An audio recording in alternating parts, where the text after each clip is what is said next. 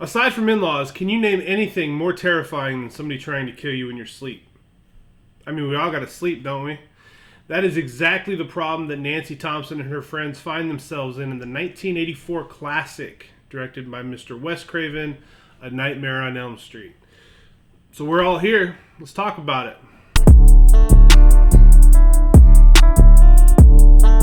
So right off the bat, we start off this movie with the creation of the killer's weapon. And you've got the heavy breathing, you've got the creepy theme music, you've got the strange images.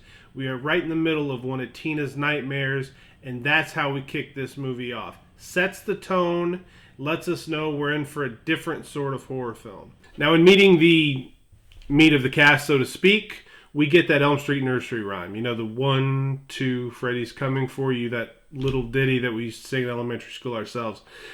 We already know Tina from her nightmare, so we meet her boyfriend, Rod, and then we also get Nancy Thompson, who is clean cut and about as wholesome as you can find, and her boyfriend, Glenn, played by none other than Johnny Depp. Later that night at the sleepover, after vigorously demonstrating their affection for one another, Rod and Tina fall asleep, and Tina will fall into what turns out to be her final nightmare. Why is she so bothered by a stupid nightmare anyway? Now, this at the time was one of the most brutal and unsettling kills in horror movies, period. All the while, Rod is laying there watching helpless. Now, with Tina dead, this makes Nancy the clear-cut choice for final girl. I mean, she's beautiful, she's wholesome, she's innocent, she's everything you want your final hero to be.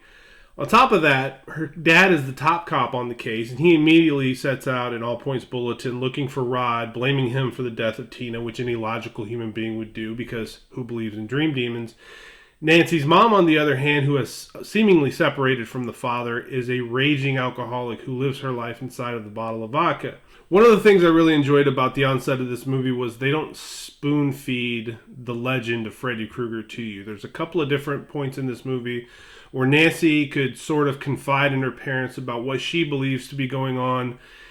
And even though the idea of my friends are dying in their dreams is ludicrous to anybody who's above the age of 7, when we get to that point, you can see the look of shock and horror on the face of her parents as she explains who this guy is, what he's doing, and what she believes is going on. The dad knows, the mom knows, and Nancy picks up on the fact that there's something more going on that they didn't bother telling her about.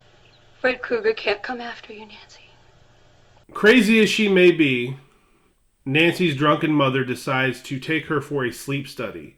She knows who this guy is that Nancy's talking about. She explains what happened to Fred Krueger, who he was, what the parents did, and she assures her that there is no way that this man can still be after her. He's long dead. A nightmare now would be plus or minus 5 or 6. At the sleep study, though, Nancy falls into another nightmare, and much like she is able to be harmed in her dreams, she'll wake up with fresh wounds from where she was cut in the dream. She also realizes she can pull things out of her dream as she pulls his hat free and wakes up with it. One of the things I find really refreshing about the Nightmare on Elm Street horror films is they don't have to have a high body count. There's usually less than 10, barely half dozen. The deaths, though, they're effective, they're creepy, they happen in your dreams, so there's really no limits that they can put on what they can do to essentially take somebody off the board. Nancy is fantastic as a final girl. She's probably top 3 final girls of all time across the horror genre. The ending of the movie got a little weird. All of a sudden it turned into sort of Home Alone, and our scary bad guy turns into a bumbling burglar, stumbling throughout the house, falling for booby traps. Booby traps and improvised anti-personnel devices? I popped for it when I was a kid because at this point you're just hoping that any sort of comeuppance or damage happens to Freddy for everything he's put these kids through. But the whole, I don't believe in you anymore, I'm taking the power back from you, so now you're just going to fade away, I thought it was a little strange. Aside from that, it's really hard to find a lot of flaws with this movie. It's legitimately scary. Messed me up as a kid. The cast is really good. Heather Langenkamp is a legend as Nancy. She's tremendous. Johnny Depp obviously became Johnny Depp.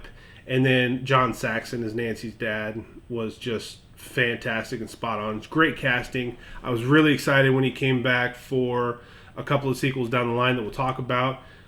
This movie, More Than Ages Gracefully, this is a classic. You have to watch it. There's a couple of hiccups with the ending. I feel like, in my opinion, it could have been better, but it doesn't take away from what it is. It's an 8 out of 10.